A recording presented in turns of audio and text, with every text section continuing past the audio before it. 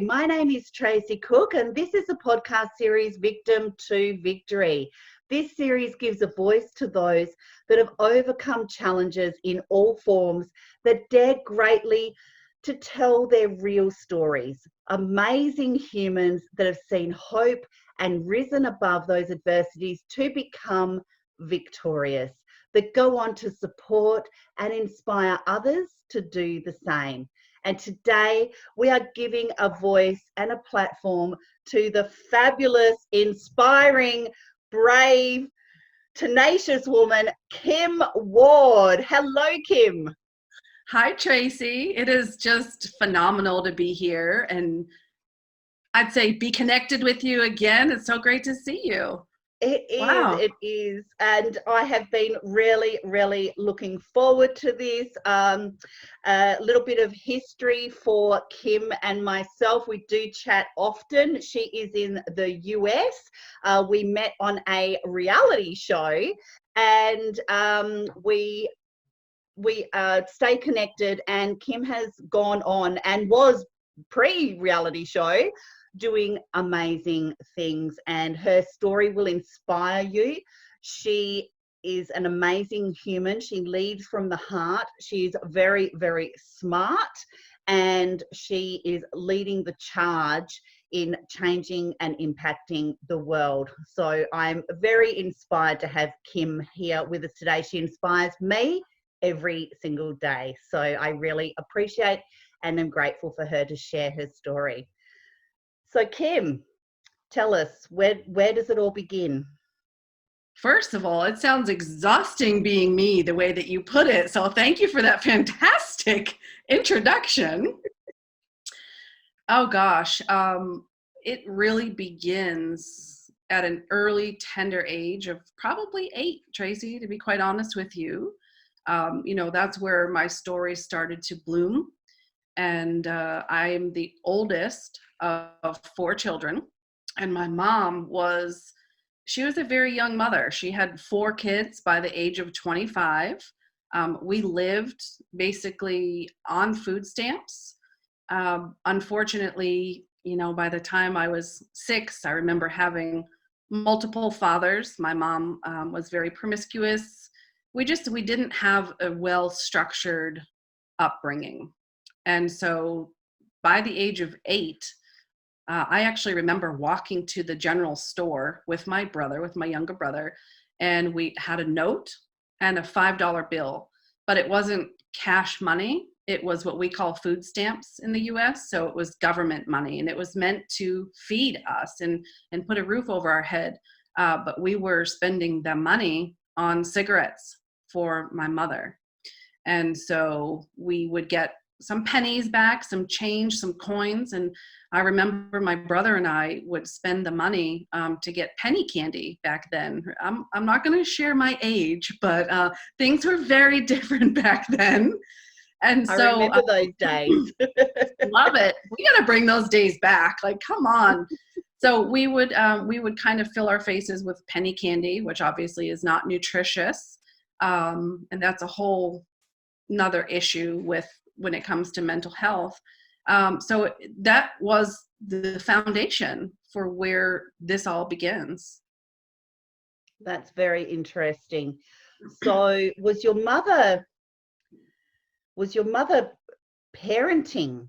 Like, was she, or were you kids really looking after yourselves? Were you all parenting each other? Yeah, so they used to call me Mother Hen. And it was really, I think, to make light of a very serious situation. So my mom was, for all intents and purposes, a raging alcoholic. All the memories that I have from the age of 6 to 8 years old were that my younger siblings, my youngest brother was 2 when I was 8. I would bathe him. I would dress him for bed. I would put them to bed. And I remember at that time, we'd be able to look out of our window, our 2nd story window, and see Mom down there with the guitar around the campfire, just partying up with people. Well, all 4 of the kids were up in our apartment. And so that age, I actually learned how to cook macaroni and cheese and fried dough. And if we ate anything at home, it was one of those two things. So I was absolutely raising 3 other children at the age of 8. There's no doubt. I learned how to change diapers, make bottles, the whole 9. And that's a big responsibility to take on. That's a big burden to take on as well. But you obviously could see at the age of 8 that you had a responsibility and you had to step up and just do it, right? Just do it. Just do it. Yep. Yeah. And where did that lead your story and your journey from there? Quite honestly, that became the norm for our family. We were very dysfunctional. We ate at school. And I remember as we got older, we moved a lot. There was a lot of different men coming and going. We were never really in a place of stability. We never had a car. So it was either, I really don't remember how we got around. I remember walking. There was no public transportation where we lived at the time. So we adapted. And it's odd to say, as dysfunctional as it is, but we didn't know any different. So mom was drunk, that became an expectation. Different guys sleeping over, that became an expectation. As we grew older and got into the middle school, going in towards high school, we still weren't eating. And I remember myself and my little brother, we would literally sit in the cafeteria together because we were so close in age. We went to the same school. We would wait for our friends to finish eating their lunches, and we would eat the scraps off of their trays. And that's how we fed ourselves. And so we kind of locked arms as siblings, and we did what we had to do to look after each other. So you're basically in survival mode. You're in survival mode. Absolutely. And I didn't feel that way back then, but now, you grow and you look back and you go, holy cow. Yeah, we went through some stuff. Yeah. And so how did that set you up for life? That survival mode kind of mindset and mentality. Do you think, looking back now, that actually sets you up to be able to go into what you've become now? Were they in a horrible but kind of borderline way, that is what made you? That's what made Kim? Without a doubt. And I know I use the word dysfunctional a lot, but it's easy to look back and say, wow, how messed up was that? But I really have a tremendous sense of gratitude. I am a very confident person. I have the mindset of, if I want something, I'm going to go get it. And it's not in a braggadocious, it's not in a, I don't even know the word I'm looking for, but it's not in a bad way. It's just a confident, poised, if I want it, I don't need somebody to do it for me. I'm fully equipped to go handle it myself. And so there are a lot of situations in my life where that has come in handy. So the truth is within our story. We all know that. And that's what prompted the Victim to Victory series to give a platform, because sometimes the most horrible circumstances, and you use the word dysfunctional, are actually kind of blessings in a way, because it teaches us how to be resourceful, how to rely on ourselves, and we draw on that strength when we're put into a situation, maybe as a teen or an adult. We draw on that strength that we learned when we were a child, and at the time that was a teaching, that was a lesson that we needed for our adulthood, and we were there to learn something. So being grateful for that situation, as horrible as it is, that it was there to teach us a lesson and to propel us forward in a way. Absolutely. And I've been watching the episodes of this podcast, and I can say everything that you just said is so true. And the stories, it feels very much like, not to be cliche, but a phoenix, it rises from its own ashes. And there's a country song here in the US. I'm sure you have country music in Australia too, but some of God's greatest gifts are unanswered prayers. And so as a child, going to bed hungry, going to bed upset, not understanding why dad's not around, not understanding why mom's always drunk, not understanding why we don't have money or food or a car, that causes a lot of confusion. But it was kind of an answered prayer. It might have seemed unanswered at the time, but I got so many valuable skill sets and lessons, and the mindset and the person that I am today. It could have been a very different story. It could have. And we choose whether, a lot of people don't agree that, but I firmly believe that we choose to remain a victim, or we choose to use those circumstances and say, that was really horrible, that was really bad, that what I went through. But what did I learn? I learned this. How can I use that now? How can I use that now to help me and to help others? Or some people just remain in the victim mode, where everything happens to me. Why does this happen to me? And that's a learning, and that's a teaching within itself as well, isn't it? I can't agree with you more. I know that is going to sting some people, and it might have stung me at one point in my life too, because it's easier to put a cloak over yourself and blame your childhood and blame your upbringing. But this is the time to become that victor and to rise above and say, okay, what did I need to learn from this? What am I fully equipped with? How can I go change the world and change my future and my destination? 100%. And I'm so pleased that you are one of the thought leaders that are pushing the movement as well. So where does your journey take you from 8 upwards? So nothing changed pretty much. So by the age of 16, I was done. I had enough. I was done. I was fist fighting with my mother. I started doing drugs when I was 15. Things that little girls shouldn't know about and shouldn't be doing. And I was headed down a very, very dangerous road. And so, I'm very grateful and blessed that I'm here talking to you. But I had enough, and I decided life isn't worth living. I've seen all that I want to see. It's not going to get any better. I didn't have that ability at the time to look forward, several years. I could only look to maybe later this afternoon, maybe tomorrow, maybe next week, but I didn't have it in myself at the time to look beyond that season of my life.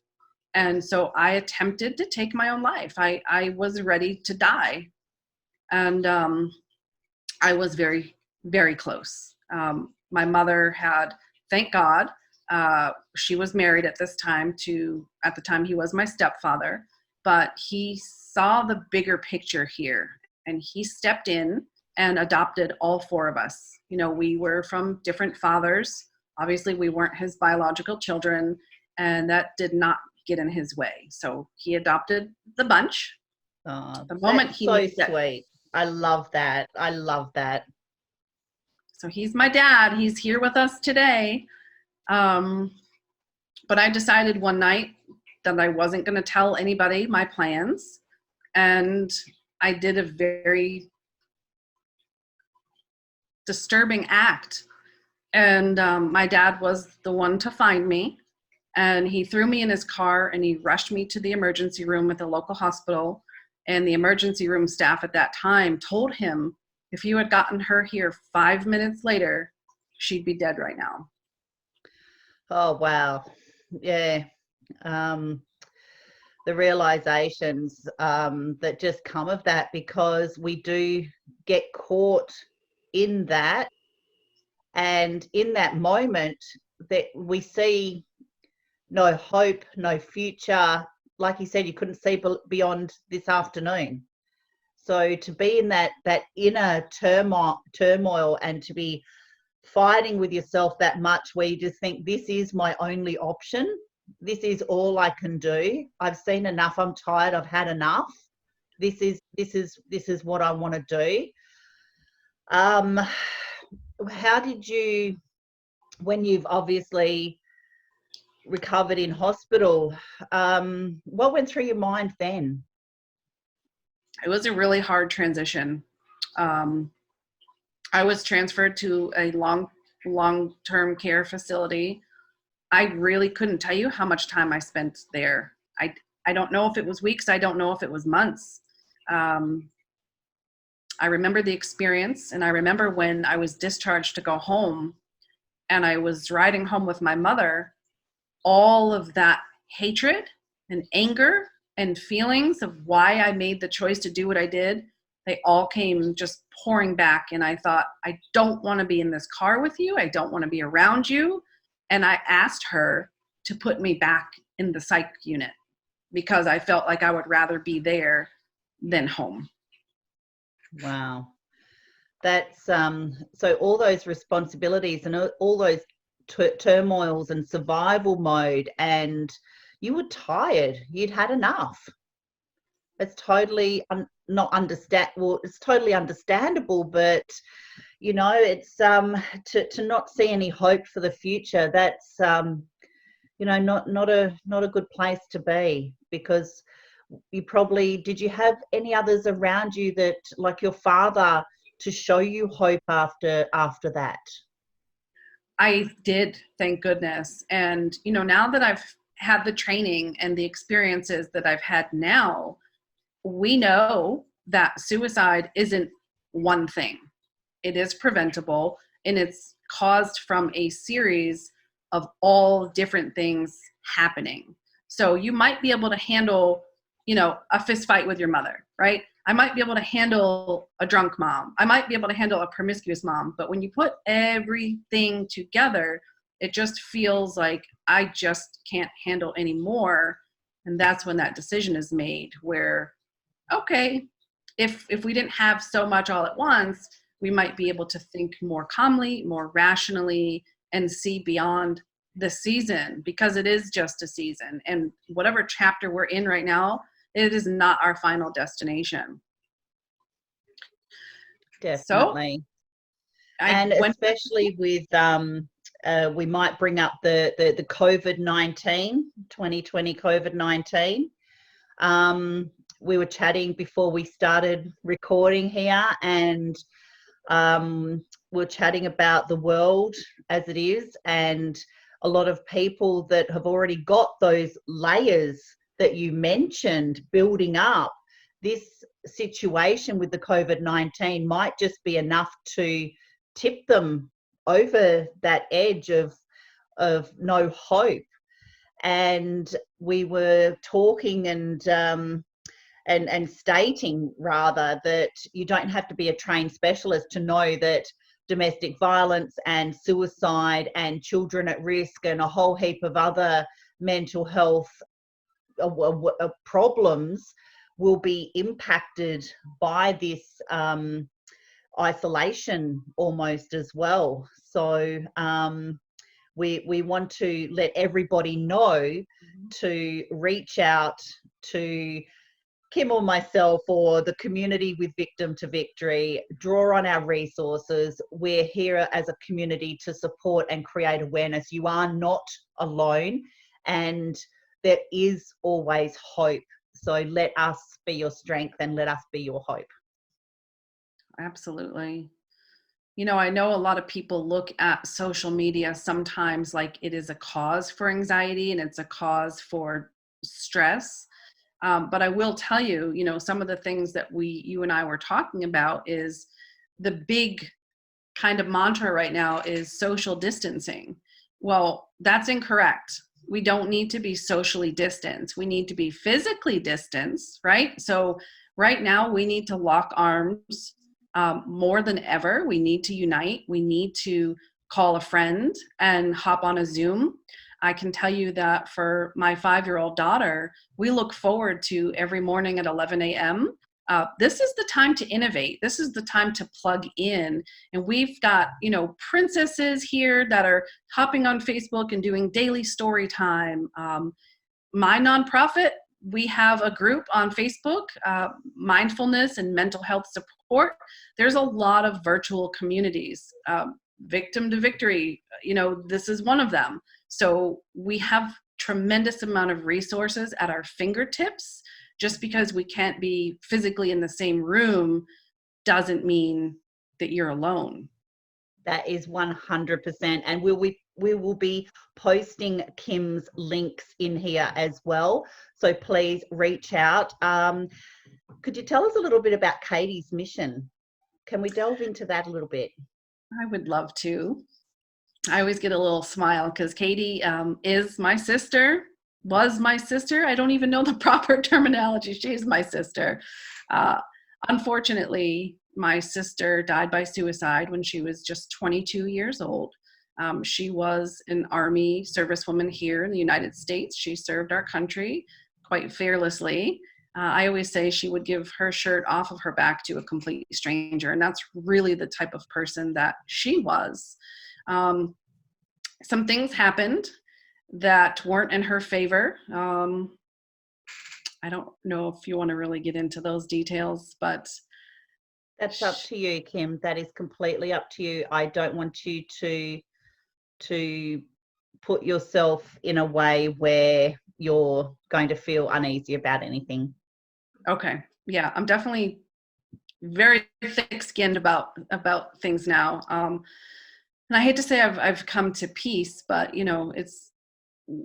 we have to go through certain things to come out as victors in the end. And unfortunately, if I hadn't lost my sister and my mother to suicide, I wouldn't have a nonprofit right now. I wouldn't be working so hard to reduce the suicide rate. So my sister was gay, and she served in the United States military, and that was not allowed at the time. Now, she got into some altercations in the barracks with another female, and that female chose to out my sister to higher ranking officials. And they did come right out and ask her, and she said, yes, I'm gay. It doesn't change who I am as a person. It does not change who I am as a soldier. But here in the United States, we had a policy that was called don't ask, don't tell. So everyone violated every government, law right there. And she was actually honorably discharged from the United States Army. And she got her benefits, but they said, you can't serve here because you're gay. And it completely destroyed her. So she fought Congress. She fought very hard to get back in. And she received a letter that basically said homosexuality is not tolerated in the United States military. And she decided it's just not worth living anymore. And she died by suicide when she was just 22. 2 years later, that was 2008. 2 years later in 2010, President Obama at the time abolished that law and lifted it. So now you can openly serve in the military. That was probably a very bittersweet day. I'm not gay. I have a husband. However, I'm a huge advocate for, human rights, for the gay community. And I was extremely happy that day, but I was so upset that what the hell did she give it all up for? Had she just held on? Had she just seen past this season, Exactly. And we know that obviously your sister looks down upon you and gives you her blessing, and that she is still with us and with Katie's mission. And I would really love to advocate for Katie's mission. I'm always talking about Katie's mission and suicide awareness, and sending people to your Katie's mission link and things like that, because I just think that it's for the people that are thinking about it, or know somebody thinking about it, or not seeing the signs. It's education as well. And we very much thank your sister for her service as well. So we have a military family. So I very much thank your sister for her service. And like you said, it was a bittersweet day. And your gender preferences should not impact. And I'm very outspoken about this. I'm very, very outspoken about it, to the point where I'm going to be in your face about gender equality. And I think it is not relevant. It just doesn't factor into any form of job, industry. It is not a factor. And I'm so glad Obama actually come out with that, because that changed and helped change a lot of lives. Absolutely. Absolutely. So take us on your journey from there. So, okay, well, that was probably the most numbing and painful time of my life. She was my only sister, and you know, we all handled it differently. My mother, my father, my siblings, and it's odd, because when you suffer that trauma and that loss, I can only really speak for myself right now, but I didn't stop to think about how others were thinking, feeling, grieving. I just went in my zone and could only take care of myself. My mother, it was too much. She couldn't handle it. So she did attempt to take her own life shortly after we cremated my sister and said goodbye. Now, I will tell you, for the purpose of Katie's mission of our nonprofit, while we were sitting in the funeral home making arrangements to say goodbye to my sister, when it came time to cough up the money, who's going to pay for the services, everybody kind of backed away from the table.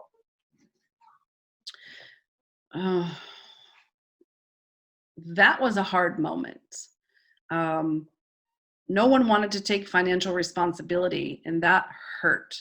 So that's a key piece for kind of why the nonprofit was started. We did get it paid for. Everyone kind of pitched in together, and we got it paid for and gave her the goodbye that she deserved. Now, about a week after we said our goodbyes, my mother attempted to take her own life. Now, they all lived in Florida. My whole family lived in Florida, and I'm way up in the Northeast, which is like 1,800 miles away. And I get a phone call saying, your mother's in intensive care. We don't think she's going to make it.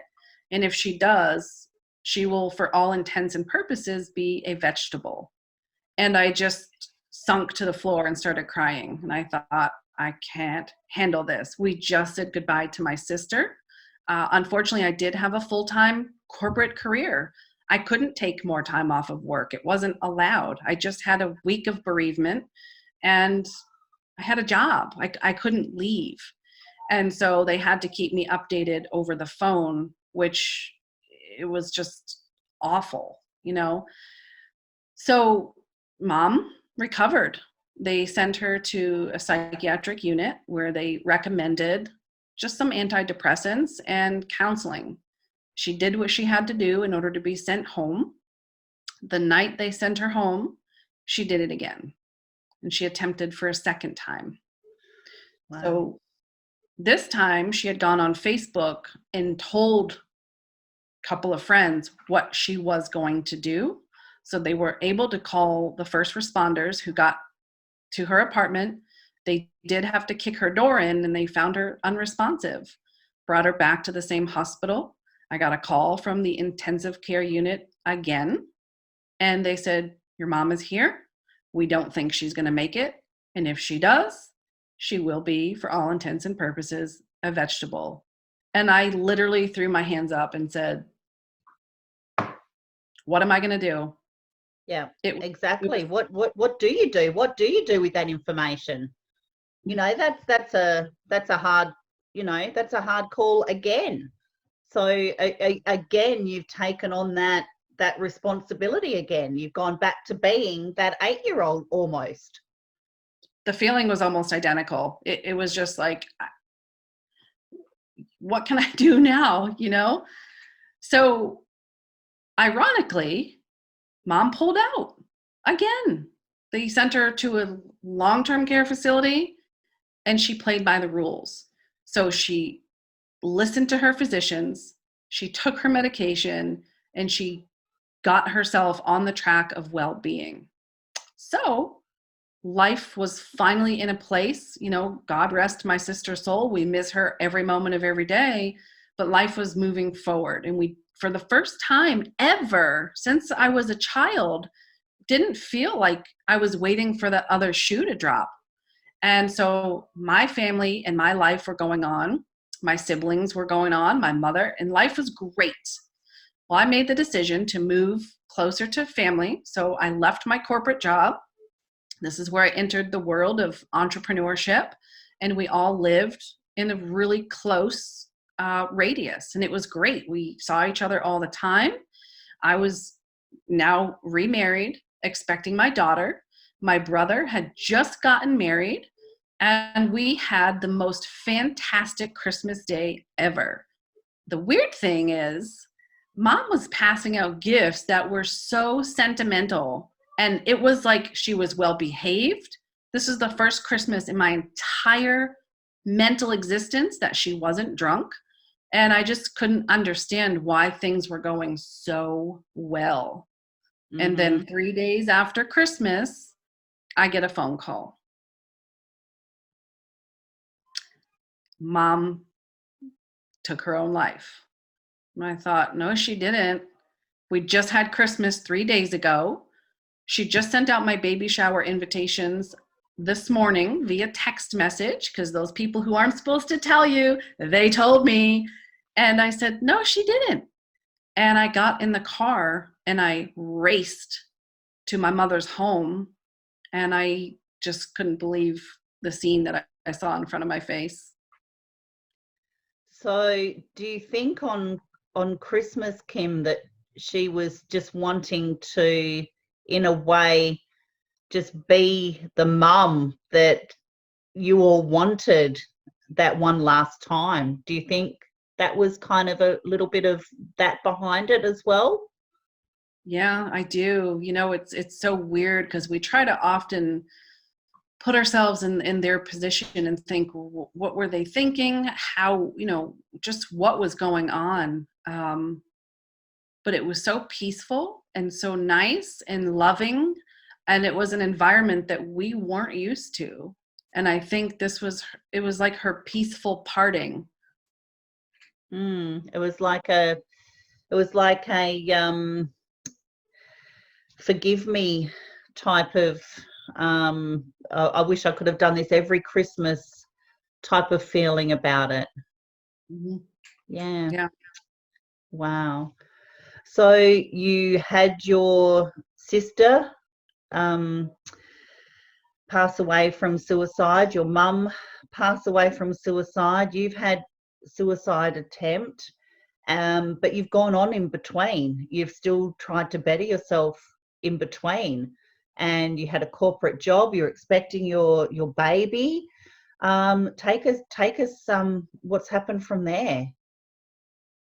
So knowing, you know, that I was having a little girl and I just lost my mom, I'd lost my only sister, I started to have some weird thoughts like, oh my gosh, I'm the last female in the family, right? All these things started to kind of bubble to the surface. And I thought, I don't want to miss a moment of my daughter's life. I want to be the best mother I can be to her.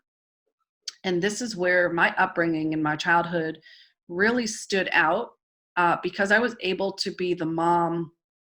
My mom was a role model, and it wasn't that she taught me what to be. It was that she taught me what I didn't want to be. And I didn't go back to work. I made the choice. I'm going to give everything I have to this world of entrepreneurship and to my little girl. And I she's love 5 that, years old. Kim. You smile. You just light up when you say that. I love that, Kim. That's, yeah. And you're a fantastic mum.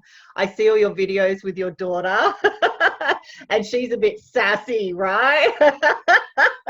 just a little bit, I have to tell you, throughout this COVID-19, you know, we're all quarantined. Everyone's being good. We're all in our homes. We're physically distancing, not socially distancing. She and I created on Facebook, we're doing daily live dance classes together that are fun for all ages because it's bonding time for us.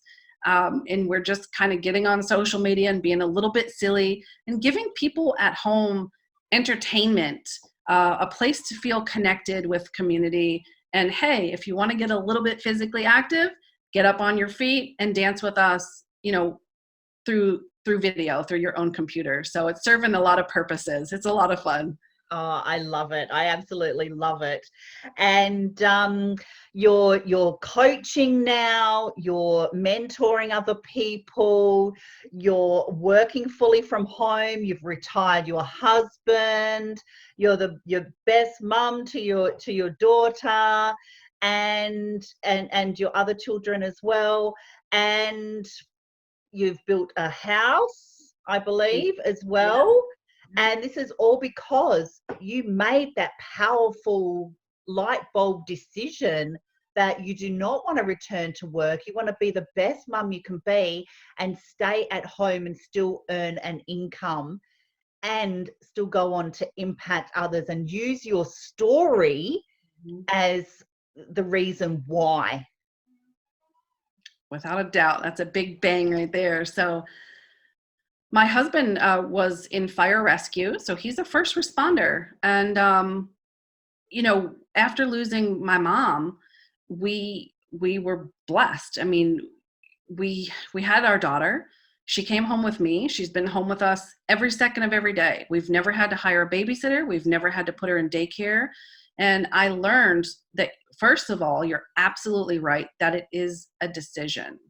And once you make that decision, your mindset is in the right place and you can start taking the action to move forward towards your goals. And when I started to do that little by little and realize I get a big just adrenaline rush when I can impact others and make a huge difference in their lives.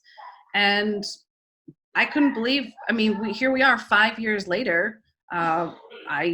I went full-time in entrepreneurship in 2000, what year are we in now? 2015, actually. And, yes, I was able to replace my full-time corporate income. We have given our daughter a life that I personally dreamed of. And we're leading from the front, as they say. So I just retired my husband about a month ago, and we're all home. We're safe. We're blessed. And we are just really looking to impact everybody that we come in contact with. That's fantastic. And I think this is a point where we give a big shout out to Mary, Kate and Shelley Simpson as well, because they are a huge support to you. And I know they're a huge support to the mission as well. And it just wouldn't be right not to mention them here as well, would it? And I understand completely what you mean about how you get a huge adrenaline injection when you actually help impact others. I'm a back of house person. I love helping people and then just stepping away and just watching them shine. Like I get such a buzz out of it. I'm just like, yes, and I probably cheer people on better than I cheer myself on, but hey,